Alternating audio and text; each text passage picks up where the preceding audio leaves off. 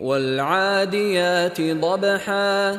فالموريات قدحا فالمغيرات صبحا فأثرن به نقعا فوسطن به جمعا إن الإنسان لربه لكنود وإنه على ذلك لشهيد وإنه لحب الخير لشديد أفلا يعلم إذا بعثر ما في القبور